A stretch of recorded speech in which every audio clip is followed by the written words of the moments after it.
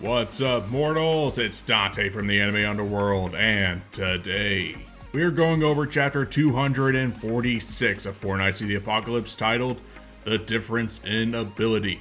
The battle between Lancelot and Galahad is finally done as the loser lays defeated on the floor, and allies, both current and future generations, rush to their aid. Enemies have turned to allies, and just in time for the true villain to make his appearance.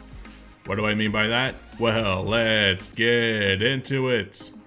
We begin chapter 246 with a flashback. We get to see Camelot, not the current weird dimension that it is, but rather an actual European castle city-state, with the four knights of the Holy Grail side of the story being explained to their parents. We had left the palace on an expedition that our leader, King Arthur, sent us on. The masked knights soon find themselves within a strange new area, but at some point or other, we became lost in a weird land.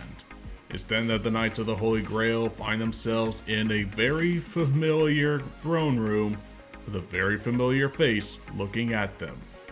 Then, the next thing we knew, we are in King Arthur's presence again. Issei took off his helmet and proclaimed, "Sire, what are you doing here, and where are we?" And quote-unquote Arthur is surprised to see them as well. "Ah, it's you." The Grail Knights bow before who they think is King Arthur, apologizing. I deeply apologize, sire. We have not fully completed the mission you granted us yet." But the fake Arthur interrupts. "I wish to tell you about the four knights of the apocalypse." But it gets their attention nonetheless, with the Grail Knights concerned about their dear beloved parents. "Sire, what's going on with our parents?" But it was at that moment that maybe, looking back, the king's behavior and demeanor were as if he was probing us to see what exactly we were.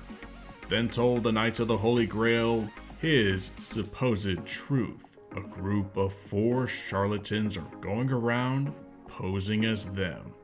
And this is how the Knights of the Holy Grail heard about the quote-unquote fake Knights of the Apocalypse. From, of course, Cath, who straight up lied to them. Issei and Lohengrin are infuriated by this revelation, with the former proclaiming, "How dare they take the name of our family?" And his comrade exclaiming, "They knowingly took the names of the greatest heroes of Camelot. The nerve!" And it was at this moment that the fake Arthur knew he had found the right puppets. Lying to them? Indeed, they are malicious, but also skilled. I'm sure this strange world is their doing too. I want you to defeat the fakers so we can find a way out of here. And so Cath, under the guise of King Arthur, tells the foolish, naive knights, "Who else would be better qualified to restore the four knights' good namesake, I ask? I'm counting on you, Knights of the Holy Grail." And that is how this entirely messed up fight between past parents and future kids began, with the excuse being still not knowing how we blundered into this realm, we pursued our own parents, erroneously painting them as villains. Back to the present, after explaining their side of the story, Tristan has to burst their bubble that the orders that they've gotten from was not from King Arthur. His name is Cath Palug, leaving the Knights of the Holy Grail in complete shock.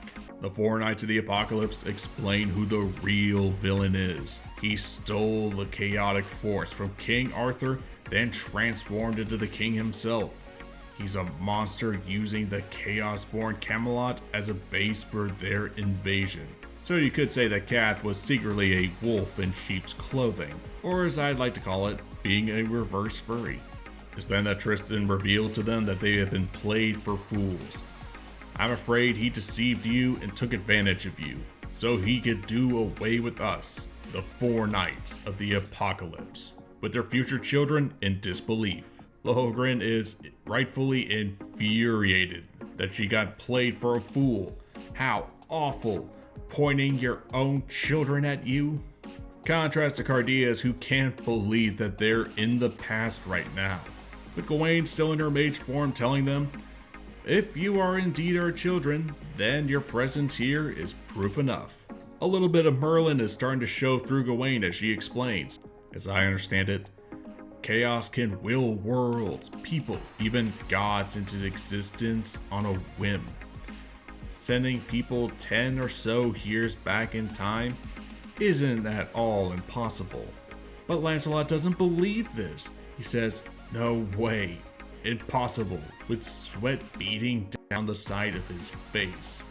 But Gawain counters, weren't you listening at all? How would you explain it? Yeah, Lancelot, what's your understanding about chaos? Lancelot's world is crumbling down before him. Reality has shattered when he told them, I'm just shocked you're so willing to accept this. You're saying these are our kids? Which means that boy whose ass I kicked is my own son? Bully for you. You're almost caught up to where I was an hour ago. Let's chat again in an hour when you've gotten to where I'm at now. But then he starts to think about another, more important question. If so, then who was it? Who did I have him with? I'm sure the government knows. The Knight of Pestilence tries to be a good pal to his dear friend. Who? Well, it must be that woman you cherish, right? However, Gawain starts to point out a few flaws in that way of thinking, tisking him, not so hasty, and gives him a more alternative yet naughty explanation. There's no telling what the future might hold. It might be some other woman.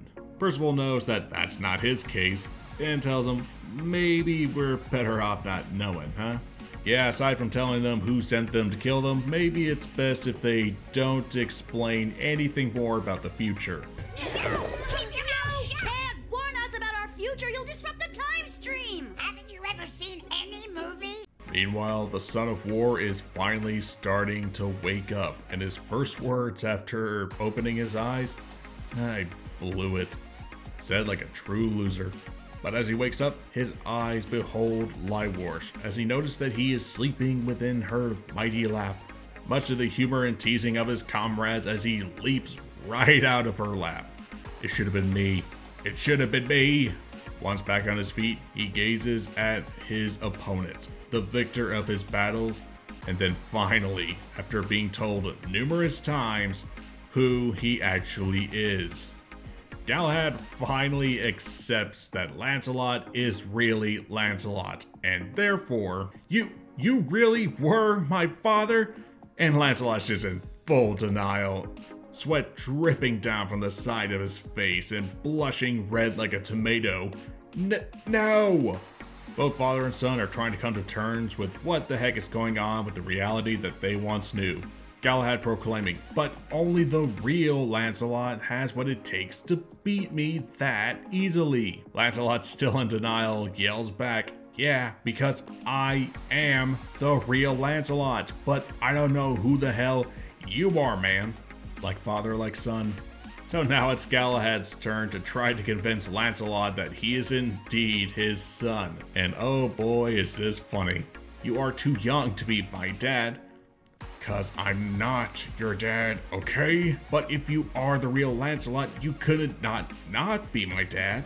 Yeah, that is some solid logic right there. And all his comrades could feel for Lancelot is just pity for being so shaken.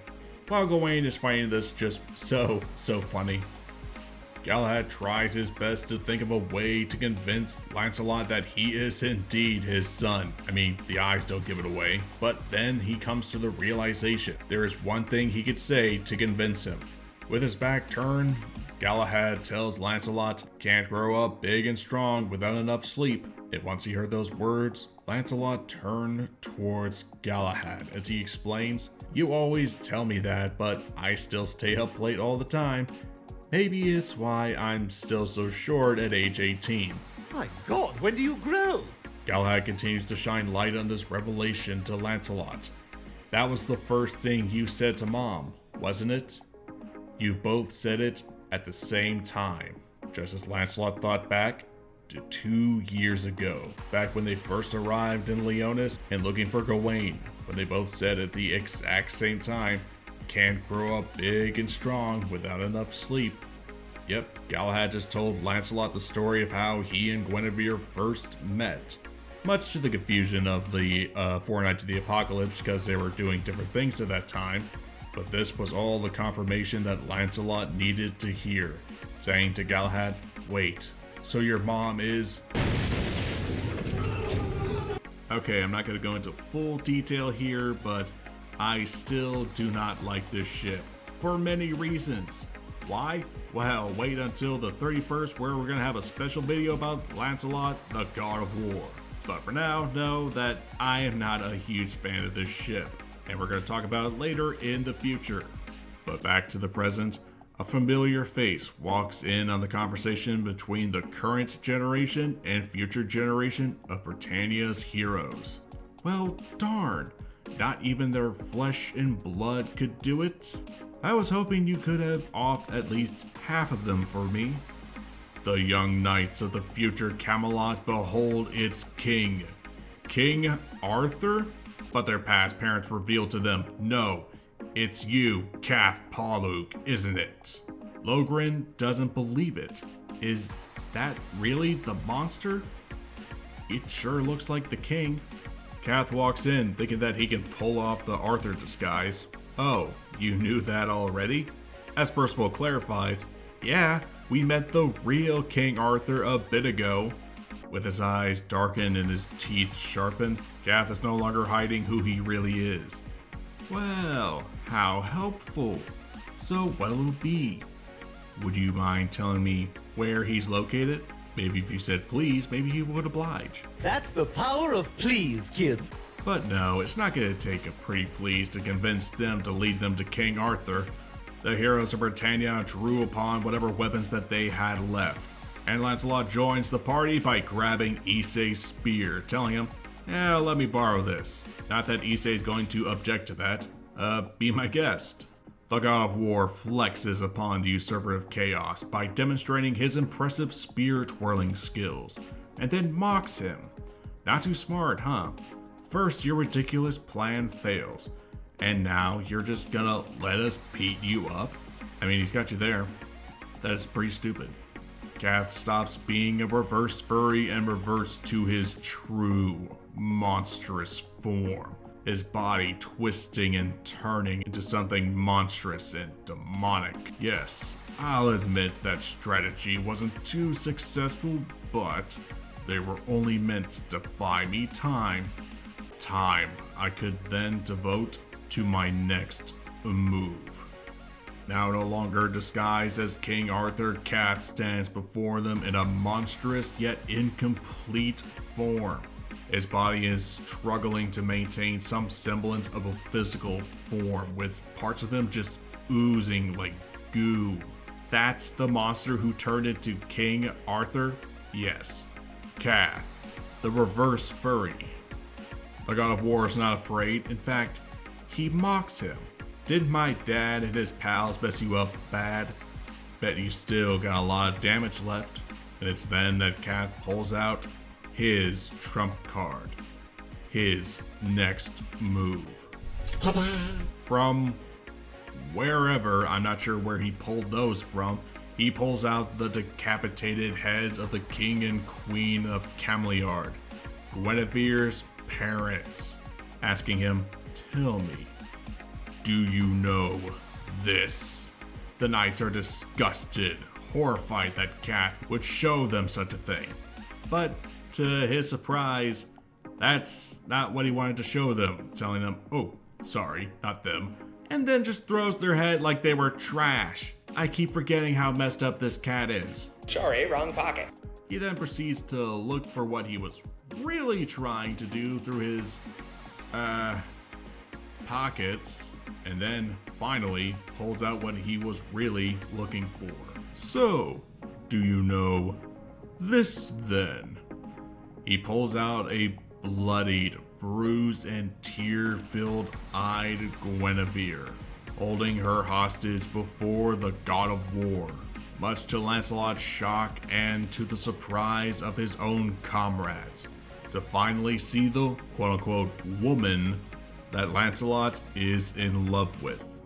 And so we end chapter 246 with this.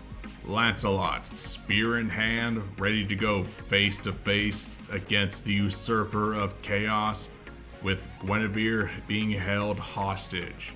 The god of war versus the embodiment of malice. It's time for another rematch between these long and hated rivals.